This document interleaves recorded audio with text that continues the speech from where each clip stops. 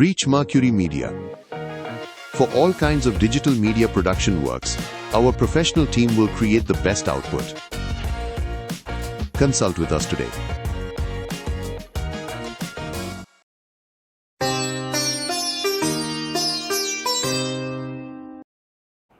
ஓம் சரணாகத தீனார்த்த பரித்ராண பராயணே சர்வஸ்யார்த்திகரே தேவி நாராயணி நமோஸ்துதே.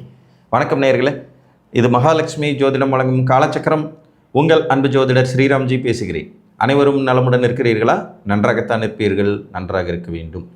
இன்றைய காணொளியில் நாம் காண இருப்பது செவ்வாய் தசையின் சூட்சுமங்கள். பாவக்கோள்கள் வரிசையில் வரக்கூடிய செவ்வாய் 75% பாவ கிரகமாக இருந்தாலும் அவரும் ஒரு 25% சுப வலிமைகளை தரக்கூடிய.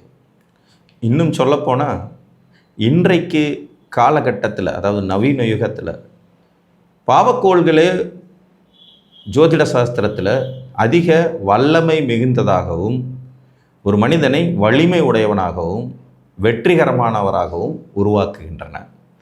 அந்த வகையில் ஒரு 6 லக்னங்களுக்கு செவ்வாய் இயற்கையிலே சுபராக வரார். உதாரணமாக மேச லக்னம், விருச்சிக லக்னம், இது ரெண்டும் செவ்வாயோடையது. ஸோ இப்போ இவங்க செவ்வாய் திசை நடக்கும்போது லக்னாதிபதியோட தசை அப்படிங்கிற அடிப்படையில் வளர்ச்சிகளை கட்டாயம் சந்திச்சிருவாங்க. இது தவிர கடக லக்னம், சிம்ம லக்னம், இந்த 2 லக்னங்களுக்கும் செவ்வாய் ராஜயோகாதிபதி ஆகிறார். எப்படி ராஜயோகாதிபதி ஆகிறார்? ஒரு கேந்திரத்திற்கும் ஒரு திரிகோணத்திற்கும் ஒரே நேரத்தில் அதிபதியாக வரார். எப்போவுமே ஒரு கிரகம் உங்களுக்கு ராஜயோகாதிபதியா என்பதை அறிந்து கொள்ள அந்த கிரகத்தின் ஆதிபத்திய வீடுகளில் ஒரு கேந்திர வீடும் ஒரு திரிகோண வீடும் இருந்துருச்சுன்னா அவங்க தான் உங்களுக்கு ராஜயோகாதிபதி. ஸோ அந்த வகையில் பார்த்தீங்கன்னா இப்போ மகர லக்னத்துக்கும் கும்ப லக்னத்துக்கும் பார்த்தீங்கன்னா சுக்கிரன் ராஜயோகாதிபதியாக வருவார். ஏன்னா அவர் தான் ஒரு கேந்திரத்துக்கும் ஒரு திரிகோணத்துக்கு அதிபதியாக வருவார். 4வது கேந்திரம் என்கின்ற ரிஷபத்திற்கும் 9வது கேந்திரம் என்கின்ற துலாத்துக்கும் சுக்கிரன் அதிபதியாக வரதுனால கும்பலக்கணத்துக்கு சுக்கிரன் ராஜயோகாதிபதி வருவார். அதே கணக்கு தான் கடகத்திற்கும் சிம்மத்திற்கும். இப்போ கடக லக்னத்திற்கு எடுத்துக்கிட்டிங்கன்னா 5, 10 ஒரு திரிகோணம் ஒரு கேந்திரத்துக்கு அதிபதியான செவ்வாய் ராஜயோகாதிபதி ஆகிடுறாரு. இன்னொரு லக்னமான சிம்ம லக்னத்திற்கு 4, 9ஆம் இடத்திற்கு ஆதிபத்தியத்தை பெற்று அவரும் ராஜயோகாதிபதி ஆகிறார். ஸோ மேச லக்னம், விருச்சிக லக்னத்துக்கு அடுத்தபடியாக கடக சிம்ம லக்னக்காரர்களும் செவ்வாய் திசையை நினச்சி பெருசாக கவலைப்படுறதுக்கு ஒன்றுமே இல்லை. இவர்களுக்கு கண்டிப்பாக அந்த தசையில் ராஜயோகம் நடக்கும். இதில் இப்போ நான் சொன்ன இந்த 4 லக்னங்கள்லேயும் ஒரு சூட்சுமம் என்னென்னா, சூரிய திசை சந்திர திசைக்கு அடுத்து செவ்வாய் திசை வரும். சூரியன் சந்திரனுக்கு அடுத்து செவ்வாய். இப்போ சூரியனுடைய லக்னம் சிம்மம். அப்போ சூரிய திசையில் ஆரம்பிச்சிருதுன்னு வச்சுக்கோங்க. ஒரு மிடில் ஏஜில் சூரிய திசை ஆரம்பிக்கிற சிம்ம லக்னக்காரங்களாக இருந்தால் சூரிய திசை 6 வருஷம், சந்திர திசை 10 வருஷம், செவ்வாய் திசை 7 வருஷம், ஒரு 23 ஆண்டுகள் நீட்டாக லைஃப் போயிடும். கரெக்டாக ஒரு மிடில் ஏஜில் 23 வருஷம் ராஜயோகம் ஒருத்தருக்கு நடக்கும். ஒரு 30 வயசில் ஆரம்பிக்குது, 53 வயசு வரைக்கும் நடக்குதுன்னா இவங்களாம் வெற்றியாளர்கள் ஆகிடுறாங்க. அதே மாதிரி சூரியனுக்கு அடுத்தபடியாக சந்திரனுடைய கடக லக்னம், இவங்களுக்கு ராஜயோகாதிபதியாக வந்துடுறாருங்களா. அங்கேயும் அந்த சூரிய திசை, சந்திர திசை, செவ்வாய் திசைன்னு நடப்புக்கு வரும்போது இவர்களுக்கும் வரிசையாக ராஜயோகம் அப்படிங்கிறது செயல்பட்டுரும். செவ்வாயினுடைய லக்னங்களான மேசம், விருச்சிகத்துக்கும் சூரிய சந்திரர்கள் போத் நல்லவங்க. விருச்சிக லக்கணத்துக்கு சூரிய சந்திரன் தர்ம கர்மாதிபதி யோகத்தை கொடுக்குறவங்களாயிருவாங்க. மேச லக்கணத்திற்கு 4, 5 கூடையவர்களாக 2 நல்ல வீடுகளுக்கு ஆதிபத்தியத்தை பெற்று அவங்க நல்லவளாயிடுறாங்க. அப்போ ஆட்டோமேட்டிக்காக இந்த 4 லக்னங்களும் செவ்வாய் திசையில் வளர்ச்சியை கட்டாயம் பெறும் லக்னங்கள் அப்படின்னு வந்துடுது. இதுக்கு அடுத்தது குருவனுடைய 2 வீடுகளுமே செவ்வாய்க்கு மித்திரர்களுடைய வீடு தான். எப்படி பார்த்தாலும் ஒரு திரிகோணத்துக்கு அதிபதியாக வருவார். இப்போ மேச லக்னத்துக்கு பார்த்தீங்கன்னா பாக்கியாதிபதியாகவும் விரையாதிபதியாகவும் வந்துடுவார். விருச்சிக லக்னத்துக்கு அந்த பேச்சும் கிடையாது. தனாதிபதி மற்றும் பூர்வ புண்ணியாதிபதியாக வர்றதுனால இது குரு பகவானுடைய லக்னங்கள். தனுசு லக்னம் மற்றும் மீன லக்னத்திற்கு செவ்வாயை எடுத்துக்கிட்டிங்கன்னா ஒரு திரிகோணாதிபதியாக வருவார். 2 லக்னங்களுக்கும் ஈக்குவலாக திரிகோணாதிபதியாக வருவார். இப்போ மீன லக்னத்துக்கு எடுத்துக்கிட்டிங்கன்னா அவர் பாக்கியாதிபதியாக தனாதிபதியாக வந்துடுவார். அப்போ 2 நல்ல வீடுகள் தான். இங்கே மோசமான ஒரு ஆதிபத்தியம் அப்படிங்கிறது இல்லாமல் போய்டுறதுனால மீன லக்னக்காரங்களும் அந்த செவ்வாய் தசையின் வளர்ச்சி அப்படிங்கிற சூட்சுமத்துக்குள்ளே வந்துடுவார். தனுசு லக்னத்தை எடுத்துக்கிட்டிங்கன்னா செவ்வாய் மூலத்திரிகோண வீடான மேசம், பூர்வ புண்ணிய ஸ்தான வீடாக சுப விரயம் அப்படிங்கிற 12ஆம் இடமாகவும் வந்துருங்கிறதுனால இங்கேயும் இவர் முழுமையாக நல்லவர் அப்படிங்கிறது மாதிரி ஆகிடுறார். அப்போ 6 லக்னங்கள் வந்துடுதுங்களா. மேசம், கடகம், சிம்மம், விருச்சிகம், தனுசு மற்றும் மீனம். இந்த 6 லக்னக்காரங்களுக்கு சூரிய சந்திர செவ்வாய் இந்த 3 பேருமே வரிசையாக யோகம் செய்யக்கூடியவர்கள் அப்படிங்கிறதுனால ஆட்டோமேட்டிக்காகவே இவர்களுக்கு நற்பலன்களில் குறை இருக்காது. இதுக்கடுத்து மீதி இருக்கிற 6 லக்னங்கள் எடுத்துக்குவோம். இதில் ரிஷப லக்னத்துக்கு இவர் ஒரு கேந்திரத்திற்கும் ஒரு விரயஸ்தானத்துக்கும் ஆதிபத்தியம் வர்றார். இப்போ ரிஷப லக்னத்துக்கு அதிபதியான சுக்கிரனுக்கு சூரியர்களோ சந்திரர்களோ பெருசாக நல்லது செய்கிறவங்க இல்லை.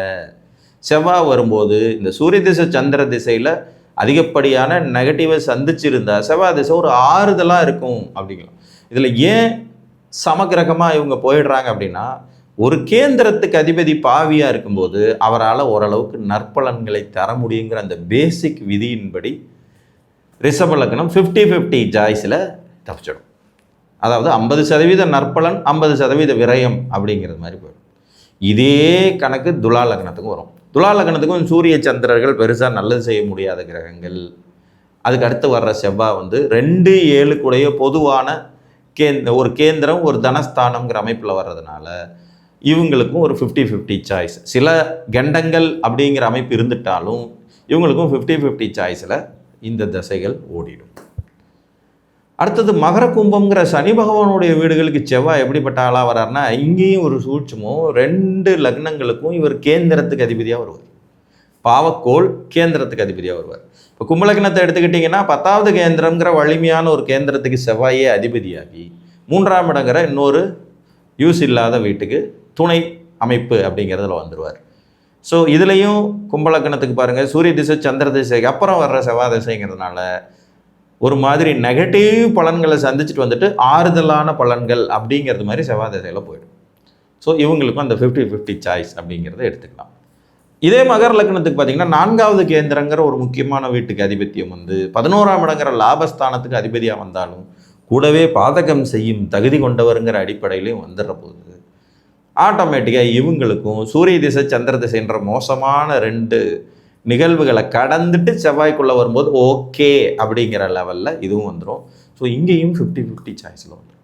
இப்போ 6 லக்னங்களுக்கு சிறந்த தசாநாதனாக செவ்வாய் வந்துடுறாரு. கடக லக்னம், சிம்ம லக்னம், விருச்சிக லக்னம், மேச லக்னம், தனுசு லக்னம், மீன லக்னம் சிறந்த யோகாதிபதிகளாக வந்துடுறாரு. மீதி இருக்கிற 4 லக்னங்கள் அதில் பார்த்திங்கன்னா ரிஷபமும் துலாமும் ஒரு 50-50 சாய்ஸில் வந்துடுது. கும்பமும் மகரமும் ஒரு 50-50 சாய்ஸில் வந்துடுது. பாக்கி இருக்கிறது 2 லக்னம், மிதுனமும் கன்னியும். இந்த மிதுனம் கன்னிக்கு செவ்வாயால் பெருசாக நல்லது கண்டிப்பாக செய்ய முடியாது. மிதுன லக்னத்துக்கு ஆகச்சிறந்த ருண ரோக சத்ருஸ்தானாதிபதியாக எந்த ஆதிபத்திய விசேஷம் இல்லாமல் வருவார். அவரே லாபாதிபதிங்கிற ஒரு கலப்பு பலனை கொடுக்குறாருங்கனால இவங்களுக்கு கிட்டத்தட்ட பார்த்திங்கன்னா 25-75 அப்படிங்கிறது மாதிரி தான் போயிடும். இதில் கன்னி லக்னத்துக்கு அந்த ஒரு லாபாதிபதி ஸ்தானம் கூட இல்லாத நிலையில் 3ங்கிற ஒரு மறைவு ஸ்தானம் 8ங்கிற ஒரு மறைவு ஸ்தானத்துக்கு ஆதிபத்தியத்தை இவர் பெறதுனால தான் கன்னி செவ்வாய் கடலும் வற்றி போகும்னு ஜோதிட சாஸ்திரத்திலே சொல்லி வச்சுறாங்க. கன்னிக்கு செவ்வாய் திசை வந்தால் கடல் அளவுக்கு சொத்து இருந்தாலே வற்றி போயிடுங்கிறது அதோட அர்த்தம். அதே மாதிரி கன்னியில் செவ்வாய் உட்கார்ந்தாருனாலுமே நிறைய நெகட்டிவான பலன்களை தனது தசா காலத்தில் கொடுத்துருவாருங்கிற சூட்சுமத்தையும் இதில் ஒழிச்சு வச்சுருக்காங்க.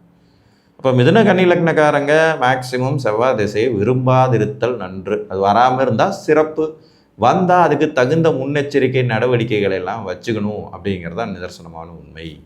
ஸோ 12 லக்னங்களில் ஏறக்குறைய 10 லக்னக்காரர்கள் செவ்வாய் திசையை சமாளிக்க முடியும். இதில் 6 லக்னக்காரர்கள் சிறந்த யோக திசையாக வலம் வருவாங்க.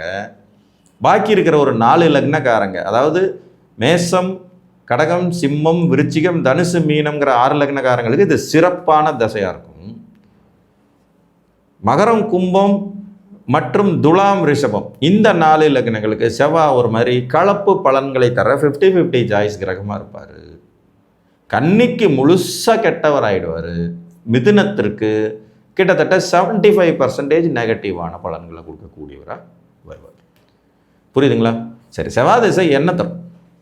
நார்மலாக பார்த்தீங்கன்னா மருத்துவம், காவல்துறை, யூனிஃபார்ம் சர்வீசஸ், ரியல் எஸ்டேட்டு, துணிகரமான செயல்கள், துணிச்சல் மிகு செயல்களால் வெற்றி பெறுவது, விளையாட்டுத்துறை சார்ந்த வெற்றிகள், உணவகங்கள் சார்ந்த வெற்றிகள், ரெஸ்டாரண்ட் சார்ந்த வெற்றிகள், கட்டுமானத்துறை சார்ந்த வெற்றிகள், கன்ஸ்ட்ரக்ஷன் பிஸ்னஸில் பெரிய சக்ஸஸ் பண்ணக்கூடியது, ஆட்டுப்பண்ணை, கோழிப்பண்ணை, சிக்கன் கடை, மட்டன் கடை, இந்த மாதிரியான உயிர் பலி கொடுத்து அதன் மூலம் செய்யப்படும் தொழில்கள் மூலமாக வரக்கூடிய லாப மேன்மைகள், சிகப்பு நிற பொருட்கள்னால ஆதாயம் கிடைக்கக்கூடிய அமைப்புன்னு செவ்வாய் ஒரு மாதிரி தொழில் கிரகம். நிறைய தொழில்களுக்கு இவருடைய ஆதரவும் அனுசரணையும் தேவைப்படுங்கிறதுனால செவ்வாய் சகோதர வர்க்கத்தையும் குறிக்கக்கூடிய கிரகமாகவும், நண்பர்களை குறிப்பிடக்கூடிய கிரகமாகவும், உங்களுடைய துணிச்சலை, வேகத்தை, வீரத்தை, செயல்படும் திறனை குறிக்கக்கூடிய கிரகங்கிறதுனால ரொம்ப ஷார்ட்டான ஒரு தசை, 7 வருஷம்தான் அப்படிங்கிறதுனால ஆக்சுவலாக 2வது சின்ன திசை செவ்வாய் திசை தான். சூரியன் 6 வருஷம்தான் இருக்கிறதுலே ரொம்ப கம்மி. அதுக்கு அடுத்து சின்ன திசைங்கிறது செவ்வாயோடது 7 வருஷம். அதனால் சீக்கிரத்தில் ஒரு மனிதனை பெரிய லெவலுக்கு கொண்டுட்டு வர்ற தகுதி இவர்களுக்கு உண்டு. முழு தசையிலையுமே வேலை செய்யக்கூடிய சக்தி படைத்த கிரகம் இவர், பவர்ஃபுல்லான கிரகம். அதனால் இந்த செவ்வாய் திசை உங்களுக்கு ஃபேவராக நடந்தால் அல்லது 50-50 சாய்ஸில் நடந்தால் கண்டிப்பாக உங்கள் முயற்சியின் குவாலிட்டி அதிகரிக்கும். அவர் கொடுக்கக்கூடிய ஆதிபத்திய விசேஷங்களை நீங்கள் அடைய முடியும். காரகத்துவ ரீதியான வளர்ச்சிகள் இருக்கும். அதிகாரத்தில் பதவியில் இருக்கிறவங்களுடைய அனுசரணையும் ஒத்துழைப்பும் கிடைத்து வெற்றி பெறுவதற்கான சாத்தியக்கூறுகள் உண்டாகும் என்று கூறி மீண்டும் ஒரு காணொளியில் உங்களை சந்திக்கும் வரை உங்களிடமிருந்த அன்புடன் விடைபெற்றுக் கொள்வது உங்கள் அன்பு ஜோதிடர் ஸ்ரீராம்ஜி. நன்றி, வணக்கம்.